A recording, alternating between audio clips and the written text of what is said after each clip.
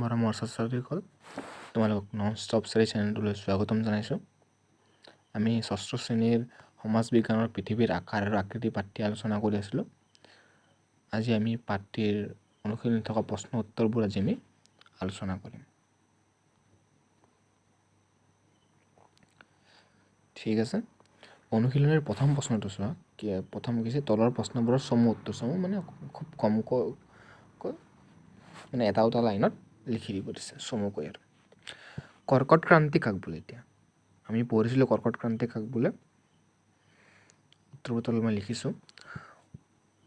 উত্তৰ গোলাৰ্ধত কল্পনা কৰা 23/2 ডিগ্ৰী উত্তৰ অক্ষাংশ জোখৰ অক্ষৰেখাডালক কৰ্কট ক্ৰান্তি বোলা হয়। অৰ্থাৎ যদি আমি আগৰ ছবিবোৰত চাওঁ, কৰ্কট ক্ৰান্তি কোনটো?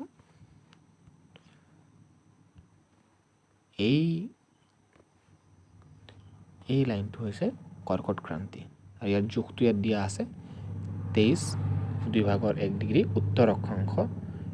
এই জোখৰ এই অক্ষৰেখাডালক কৰ্কট ক্ৰান্তি কোৱা হয়। বিষুৱ ৰেখাৰ উত্তৰ ফালে, অৰ্থাৎ উত্তৰ গোলাৰ্ধত থকা 23/2 ডিগ্ৰী উত্তৰ অক্ষাংশত যিডাল অক্ষৰেখা আছে তাক কৰ্কট ক্ৰান্তি বুলি কোৱা হয়। ঠিক আছে, তাৰ পিছৰ প্ৰশ্নটো হৈছে তাপমণ্ডল তিনিটা কি কি? তাপমণ্ডল তিনিটা কি কি আছিলে? গ্ৰীষ্মমণ্ডল, নাতিশীতোষ্ণ মণ্ডল আৰু শীতমণ্ডল। আকৌ আমি ওপৰৰ ছবিটোলৈ চাওঁ। ইয়াত এই ছবিটোত যদি আমি চাওঁ, মাজৰ এয়া বিষুৱ ৰেখা, এফালে কৰ্কট ক্ৰান্তি, মকৰ ক্ৰান্তি। এই কৰ্কট ক্ৰান্তি আৰু মকৰ ক্ৰান্তিৰ মাজৰ যিখিনি ঠাই তাক কোৱা হয় গ্ৰীষ্মমণ্ডল। কিয়? তাতে সূৰ্যৰ পোহৰ পোনপটীয়াভাৱে পৰে। তাৰপিছত যদি আমি মকৰ ক্ৰান্তি আৰু কুমেৰু বৃত্তৰ মাজৰ ঠাইখিনি চাওঁ, আৰু কৰ্কট ক্ৰান্তি আৰু সুমেৰু বৃত্তৰ মাজৰ ঠাইখিনি চাওঁ, এই দুইফালৰ ঠাইখিনিক কি ঠাই কোৱা হয়? নাতিশীতোষ্ণ মণ্ডল। ইয়াত সূৰ্যৰ পোহৰ অলপ হেলনীয়াভাৱে পৰে, সেইবাবে এইবোৰ ঠাই খুব বেছি গৰমো নহয়, খুব বেছি ঠাণ্ডাও নহয়। বা এনেকুৱা ক'ব পাৰি যে গ্ৰীষ্মমণ্ডলতকৈ এই দুয়োটা ঠাইতে গৰম কম আৰু শীত বেছি। তাৰ পিছত আছে এইফালে চাওক কুমেৰু বৃত্তৰ পৰা কুমেৰুলৈ আৰু সুমেৰু বৃত্তৰ পৰা সুমেৰুলৈ যিখিনি ঠাই আছে সেইখিনিক কোৱা হয় উত্তৰ শীতমণ্ডল আৰু দক্ষিণ শীতমণ্ডল। কিয়? এইবোৰ ঠাইত প্ৰায় বছৰৰ 12 মাহ সূৰ্যৰ পোহৰ প্ৰায় নপৰে, যাৰ ফলত কি হয়, এইবোৰ ঠাইত 12 মাহে বৰফ পৰাৰ দৰে বৰফ হৈ থাকে, পানীখিনিও বৰফ হৈ থাকে, আৰু এইবোৰ ঠাইত বহুত বেছি শীত পোৱা যায়। সেইবাবে এই দুয়োটা অঞ্চলক শীতমণ্ডল বুলি কোৱা হয়। তিনিটা ভাগ হ'ল গ্ৰীষ্মমণ্ডল, য'ত সূৰ্যৰ পোহৰ পোনপটীয়াভাৱে পৰে। তাৰপিছত নাতিশীতোষ্ণ মণ্ডল, উত্তৰ নাতিশীতোষ্ণ আৰু দক্ষিণ নাতিশীতোষ্ণ, য'ত সূৰ্যৰ পোহৰ হেলনীয়াকৈ হ'লেও পৰে। তাৰপিছত আছে উত্তৰ শীতমণ্ডল আৰু দক্ষিণ শীতমণ্ডল, য'ত প্ৰায় সূৰ্যৰ পোহৰ নপৰে বুলি ক'ব পাৰি, য'ত বছৰৰ 12 মাহে শীত থাকে আৰু পানী বৰফ হৈ থাকে। ঠিক আছে, তাৰপিছৰ প্ৰশ্নটো লৈ যাওঁ আমি। একৰ গ হৈছে অক্ষৰেখা কাক বোলে? অক্ষৰেখা কাক বোলে? বিষুৱ ৰেখাৰ সমান্তৰালকৈ ক্ৰমে উত্তৰলৈ আৰু দক্ষিণলৈ কিছুমান বৃত্তাকাৰ ৰেখা কল্পনা কৰা হৈছে, এইবোৰক অক্ষৰেখা বোলে। কোনবোৰক অক্ষৰেখা? বিষুৱ ৰেখাৰ সমান্তৰালকৈ ক্ৰমে। এতিয়া আমি আকৌ ছবিটোলৈ ঘূৰি যাওঁ। এইটো বিষুৱ ৰেখা, ইয়াৰ সমান্তৰালকৈ উত্তৰ ফালেও আৰু দক্ষিণ ফালেও যিবোৰ ৰেখা আছে, ইয়াতকৈ আমি এই ছবিখন বেছি ভালকৈ বুজি পাম। এইটো 0 ডিগ্ৰীৰ বিষুৱ ৰেখা, তাৰ ইফালে সমানকৈ কিছুমান তলৰ দক্ষিণৰ ফালে, ওপৰৰ উত্তৰ ফালে কিছুমান ৰেখা আছে। এই ৰেখাবোৰক কি বুলি কোৱা হয়? অক্ষৰেখা। বৃত্তাকাৰ যিবোৰ ৰেখা আছে এইবোৰক কি বুলি কোৱা হয়? অক্ষৰেখা। তাৰ পৰৱৰ্তী প্ৰশ্নটো দ্ৰাঘিমা ৰেখা কাক বোলে? দ্ৰাঘিমা ৰেখা কাক বোলে? পৃথিৱীৰ উপৰিভাগৰ কোনো ঠাইৰ অৱস্থান নিৰ্ণয় কৰিবলৈ অক্ষাংশৰ উপৰিও উত্তৰ আৰু দক্ষিণ মেৰু সংযোগী কিছুমান কাল্পনিক ৰেখা সহায় লোৱা হয়। যেনেকৈ অক্ষৰেখাৰে কি কৰা হয়? পৃথিৱীৰ ঠাইসমূহৰ অৱস্থান নিৰ্ণয় কৰা হয়।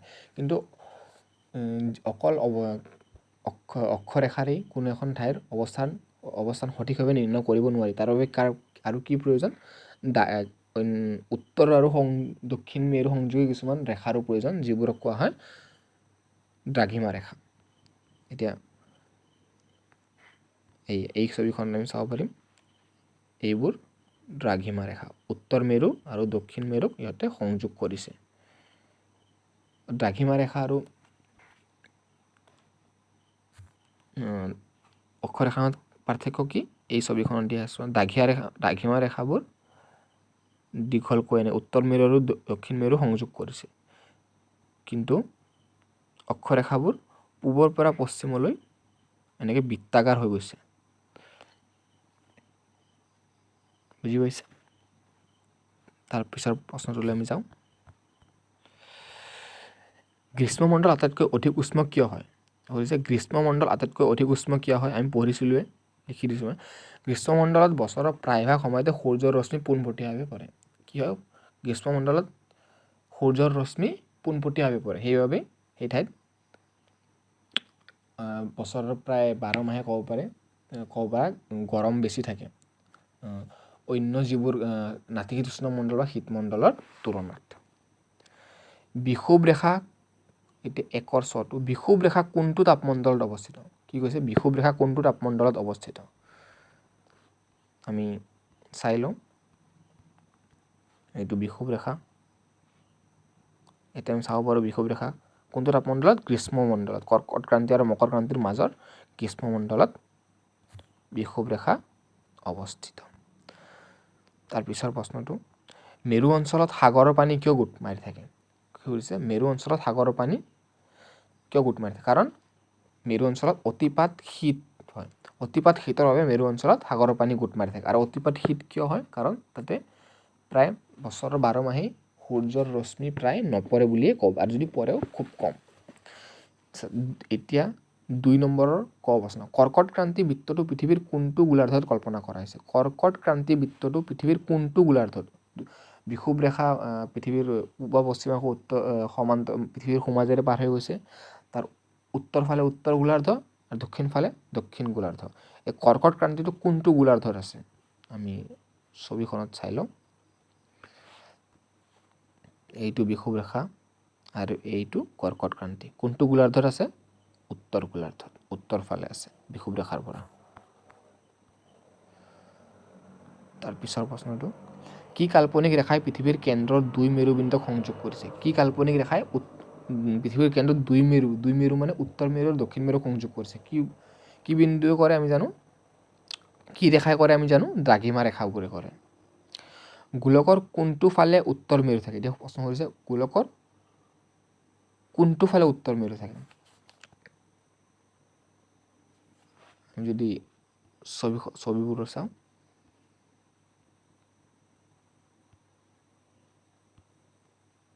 এইটো গোলকৰ এই দীঘলকৈ চিন দিয়া আছে। উত্তৰ মেৰু ওপৰৰ ফালে আছে আৰু দক্ষিণ মেৰু তলৰ ফালে।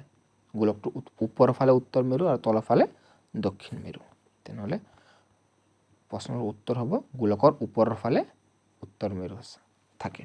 বিষুৱ ৰেখাৰ অক্ষাংশ কিমান? বিষুৱ ৰেখা পৃথিৱীৰ সোঁমাজেদি পাৰ হৈ গৈছে, সেইকাৰণে বিষুৱ ৰেখাৰ অক্ষাংশ 0 ডিগ্ৰী। তুমি কোন গোলাৰ্ধৰ বাসিন্দা? ইয়াক সুধিছে তুমি কোন? আমি যিহেতু অসমত থাকোঁ, অসম এতিয়া কোন গোলাৰ্ধত আছে? ইয়াতে দিয়া আছে, উদাহৰণস্বৰূপে অসমৰ ধুবুৰী চহৰৰ অক্ষাংশ আৰু দ্ৰাঘিমাংশ ক্ৰমে 26 ডিগ্ৰী উত্তৰ অক্ষাংশ। উত্তৰ অক্ষাংশ মানে উত্তৰ গোলাৰ্ধত। অসমৰ যদি ধুবুৰী চহৰটো উত্তৰ অক্ষাংশত আছে বা উত্তৰ গোলাৰ্ধত আছে, তেনেহ'লে অসমো নিশ্চিতভাৱে উত্তৰ গোলাৰ্ধতে হ'ব। তথাপিও তোমালোকে গোলকত চাই ল'ব পাৰা। ইয়াতেও লিখা আছে, গুৱাহাটী মহানগৰ 26 2 ভাগৰ 1 উত্তৰ অক্ষাংশত অৱস্থিত। উত্তৰ অক্ষাংশ মানে উত্তৰ অক্ষাংশ কোনফালে? এয়া চোৱা, উত্তৰ অক্ষাংশ বিষুৱ ৰেখাৰ উত্তৰ ফালে।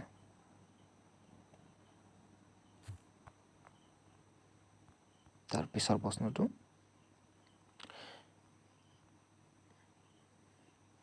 তেনেহ'লে এইবাৰ হৈছে 3ৰ ক নম্বৰ প্ৰশ্ন কি হৈছে মুখ্য দ্ৰাঘিমা ৰেখাৰ মান কিমান মুখ্য দ্ৰাঘিমা ৰেখাৰ মান 2 নম্বৰ উত্তৰটো হ'ব 0 ডিগ্ৰী আমি চাই ল'ব পাৰোঁ ইয়া মুখ্য যিটো দ্ৰাঘিমা ৰেখা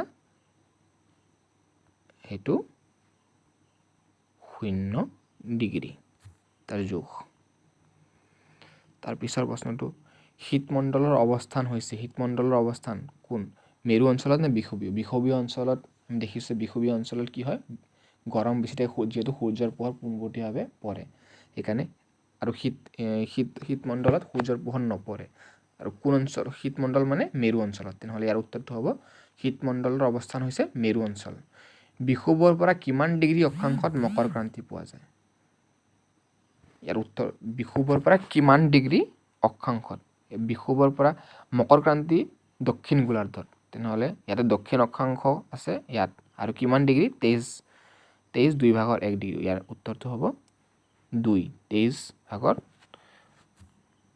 2/1 দক্ষিণ ইয়াত মই উত্তৰবোৰ লিখি দিছোঁ তাৰপিছত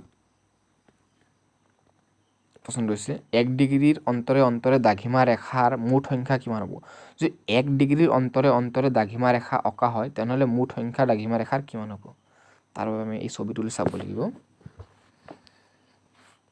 এইটো 0 ডিগ্ৰী দ্ৰাঘিমা ৰেখা আৰু সেইফালে আছে এটা 180 ডিগ্ৰী দ্ৰাঘিমা ৰেখা এটা কি কৈছে যে 0 যিটো আছে তাৰ পৰা যে ইফালে আমি 1 2 3 4 5 6 এনেকৈ যদি আমি 180 লৈকে 180টা পূবফালে 180টা দ্ৰাঘিমা ৰেখা আকৌ সেইদৰে পশ্চিম ফালৰ 1 2 3 4 6 7 8কৈ 180টা পশ্চিম দ্ৰাঘিমা ৰেখা আকৌ তেনেহ'লে কেইডাল দ্ৰাঘিমা ৰেখা হ'ব বা হ'ব পাৰে পূবফালে 180 আৰু পশ্চিমফালে 180 180 আৰু 180 যোগ কৰিলে 360 তাৰ মানে উত্তৰ হ'ব 360ডাল ঠিক আছে তাৰ পৰৱৰ্তী প্ৰশ্ন বিষুৱ ৰেখাৰ পৰা উত্তৰ আৰু দক্ষিণ দিশে বিস্তৃত হৈ থকা তাপমণ্ডলটোৰ নাম কি কৈছে বিষুৱ ৰেখাৰ পৰা উত্তৰ আৰু দক্ষিণ দিশে বিস্তৃত হৈ থকা তাপমণ্ডলটোৰ নাম কি ঠিক আছে আমি ছবিখনতে চাই লওঁ এইটো বিষুৱ ৰেখা আৰু ইফালে উত্তৰ আৰু ইফালে দক্ষিণ ফালে কোনটো তাপমণ্ডল এইটো গ্ৰীষ্মমণ্ডল বিষুৱ ৰেখাৰ পৰা উত্তৰ আৰু দক্ষিণ ফালে গ্ৰীষ্মমণ্ডল আছে উত্তৰটো গ্ৰীষ্মমণ্ডল সূৰ্যৰ ৰশ্মি অতি হেলনীয়াভাৱে পৰা অঞ্চলত সাগৰৰ পানী সাধাৰণতে কি অৱস্থাত থাকে কি কৈছে সূৰ্যৰ ৰশ্মি অতি হেলনীয়াভাৱে পৰা যিবোৰ ঠাইত সূৰ্যৰ ৰশ্মি অতি হেলনীয়াভাৱে নহয় অতি হেলনীয়াভাৱে পৰে তাৰ পানী সাধাৰণতে কি অৱস্থাত থাকে সূৰ্যৰ ৰশ্মি অতি হেলনীয়াভাৱে পৰা অঞ্চলত সাগৰৰ পানী সাধাৰণতে বৰফ অৱস্থাত থাকে কাৰণ কিয় তাতে সূৰ্যৰ পোহৰ প্ৰায় 12 মাহে নপৰে যাৰ বাবে তাত পানী বৰফ হৈ থাকে ঠিক আছে এইখিনি আছিলে দ্বিতীয় পাঠটোৰ প্ৰশ্নবোৰ আশা কৰোঁ তোমালোকে বুজি পাইছা আৰু যদি বুজি পোৱা নাই তোমালোকে ভিডিঅ'টোৰ তলত কমেণ্ট কৰি যি বুজি পোৱা নাই সেইটো সুধি ল'ব পাৰা আৰু এই পাঠটোৰ যি প্ৰশ্ন উত্তৰখিনি মই আলোচনা কৰিছোঁ মই ডিছক্ৰিপশ্যনত তাৰ PDF দি দিম যদি তোমালোকে ভালকৈ পঢ়িব বিচাৰা তোমালোকে তাৰ পৰা ডাউনলোড কৰি ল'ব পাৰা ঠিক আছে ধন্যবাদ